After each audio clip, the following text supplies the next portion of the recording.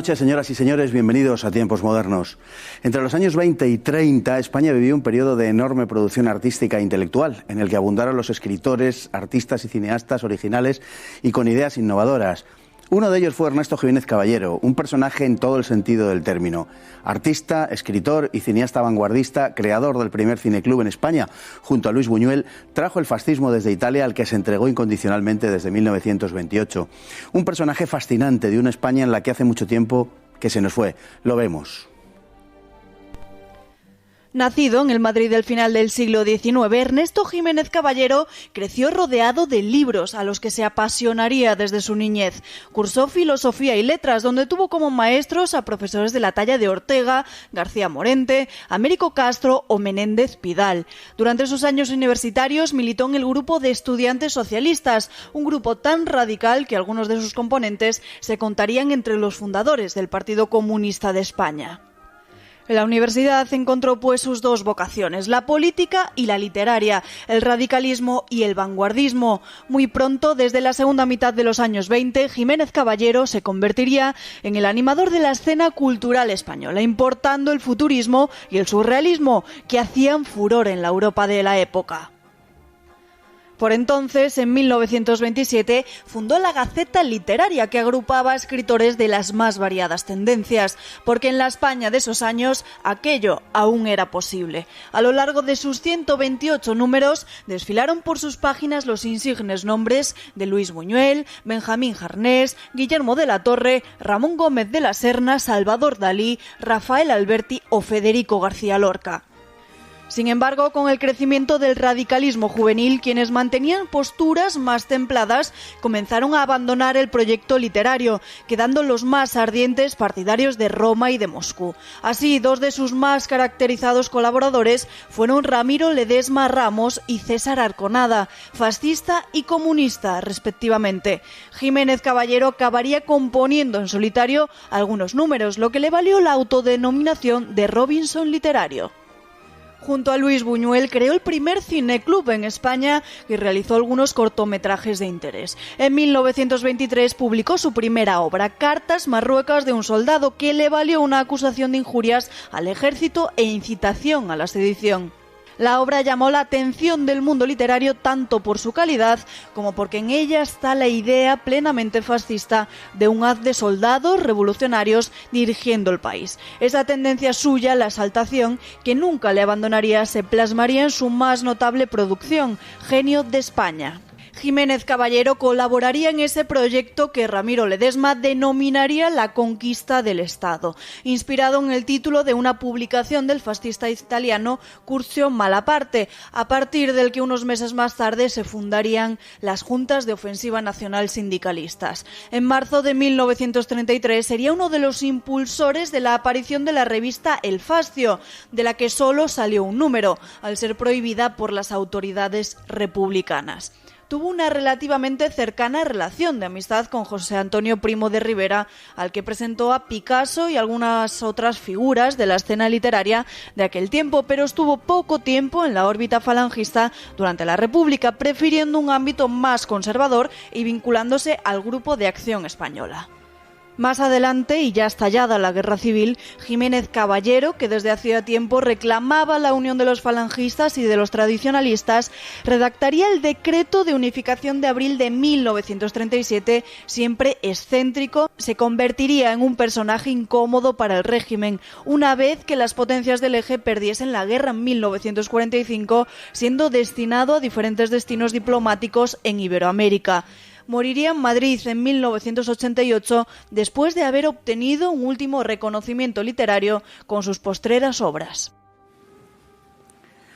Tenemos esta noche a don Rafael Núñez de Huesca para hablar de este singular personaje que era don Ernesto Jiménez Caballero. Muy buenas noches, don Rafael. Buenas noches, Fernando. Bueno, si hablamos de aquella época, si evocamos aquella época de los años 20 y 30, durante la época también de la República, era bastante frecuente que las tertulias de Madrid concurrieran, a veces incluso en la misma tertulia, pero en todo caso en tertulias vecinas, personajes fascistas, personajes comunistas. Aquello era posible todavía en la España de esa época, ¿eh? Aquello era posible porque los protagonistas de aquellas tertulias aún no se habían echado a los campos de España a matarse, y sobre todo porque tanto unos como otros la envergadura intelectual de ambas trincheras, que aún no eran tales, permitían un acercamiento, un intercambio de posiciones, y sobre todo, tal y como decía este vídeo, es muy interesante señalar que muchos de esos personajes tenían un origen socialista común. Muchos de los luego lugartenientes principales del Partido Comunista beben de las bases doctrinales, de las mismas bases doctrinales de las que bebe Ernesto Jiménez Caballero, solo que unos y otros tomaron diferentes caminos y luego diferentes trincheras, desgraciadamente, para nuestro país. Bueno, de hecho, Jiménez Caballero fue socialista antes que fascista.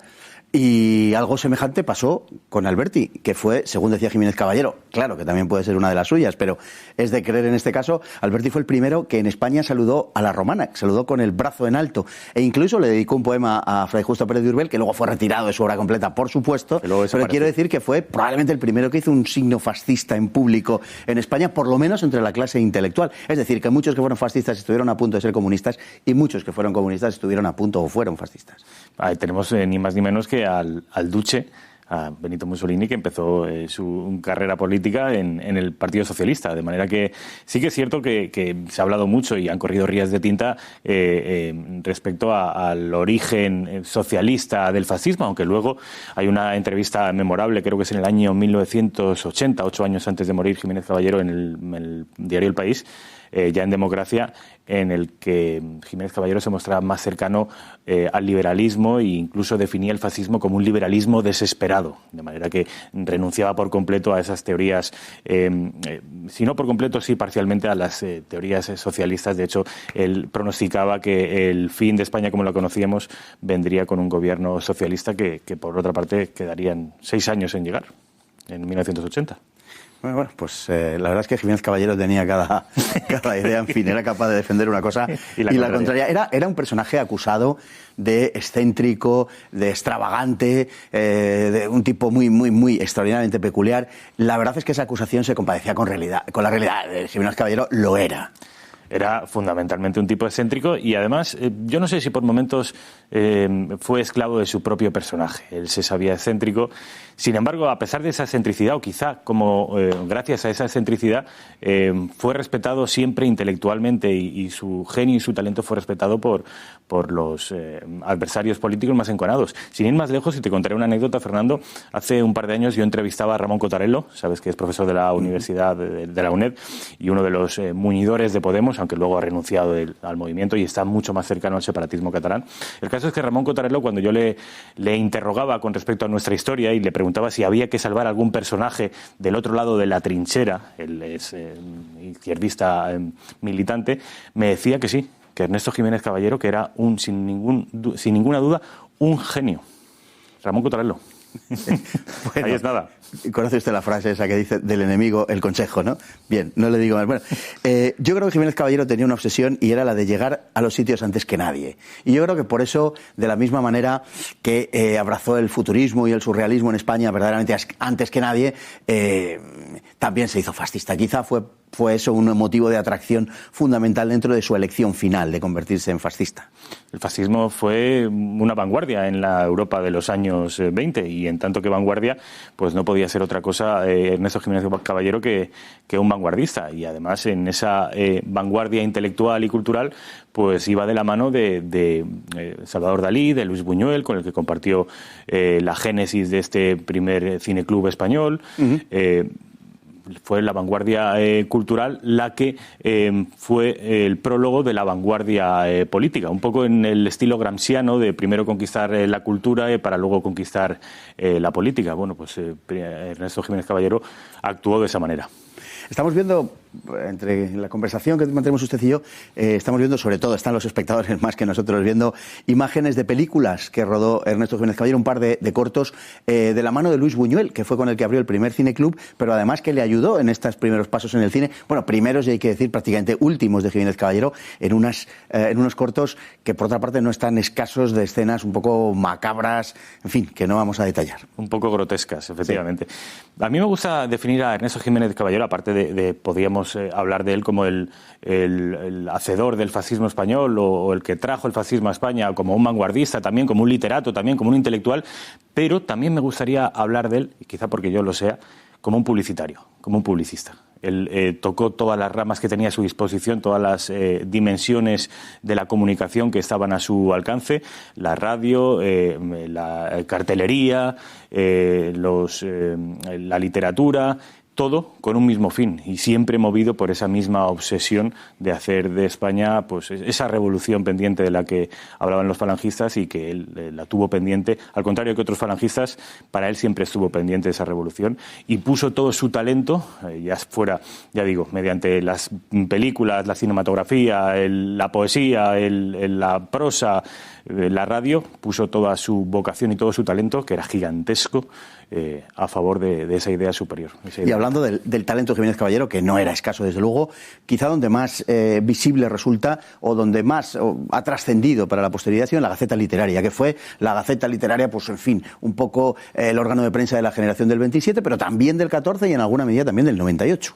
Sí, él fue capaz de reunir en lo cual habla mucho de que no era una persona sectaria ni ideológica ni literariamente. Desde luego. Él fue capaz de muñir un producto literario en el que convivieran, bueno, pues desde Alberti a Guillermo de la Torre, a Arconada, en fin, Dalí, Buñuel, incluso Unamuno, con el que tuvo alguna discrepancia. Fue Unamuno el que pese a las discrepancias profundas de carácter ideológico y político, el que finalmente le concedió la plaza para ser catedrático en la Universidad de Estrasburgo. Y eso dice también mucho del desprejuicio de Unamuno y también del de Jiménez Caballero. Eran otros tiempos y la talla intelectual de esta gente les impedía el sectarismo. Bueno, políticamente fue un zascandil, podemos definirle así. Fue muy amigo de Ramiro Ledesma, colaboró con él en La Conquista del Estado, que era una revista que copiaba el título de la célebre revista de Curcio Malaparte. Conoció personalmente a José Antonio, con el que mantuvo una amistad más personal que política en muchos extremos, al que le anticipó además, con ese estilo de Jiménez Caballero, que sería un mártir ante la propia, sorpresa posiblemente de José Antonio, y luego anduvo con Franco, con el decreto de unificación y exaltando el mando de Franco durante la Guerra Civil, ¿no? Al margen de que luego sería embajador y demás. Pero fue un zascandil político. Ese decreto de unificación, Fernando, ¿tú estás seguro que fue de él? Porque en gran medida es de él, ¿eh? En gran medida el decreto es. Él mantenía esa idea. Se lo atribuye. Es que él mantenía esa idea de unificar a los falangistas y a los tradicionalistas desde hacía mucho tiempo. La inspiración es suya. El lenguaje la redacción, está con Serrano ahí. Con Serrano suya, sí, efectivamente. Sí. Pero sí que es verdad que él, para hacer grande a España otra vez, lo que intentaba era reunificar esa reunificación entre el tradicionalismo y la revolución que representaba la Falange, y luego las juntas de ofensiva nacional sindicalistas. Para él era una obsesión, cosa que los falangistas y los tradicionalistas sabemos de sus discrepancias a la hora de fusionarse. Para él era una obsesión y finalmente la consiguió llevar a cabo. Bueno, en fin, moriría en 1988, recuperaría al final un cierto protagonismo literario. Tendremos ocasión seguramente de hablar de ello porque es un personaje que da para mucho. Muchísimas gracias, don Rafael. Gracias, Fernando. Y a ustedes también por estar ahí día tras día. Muy buenas noches y hasta mañana, si Dios quiere.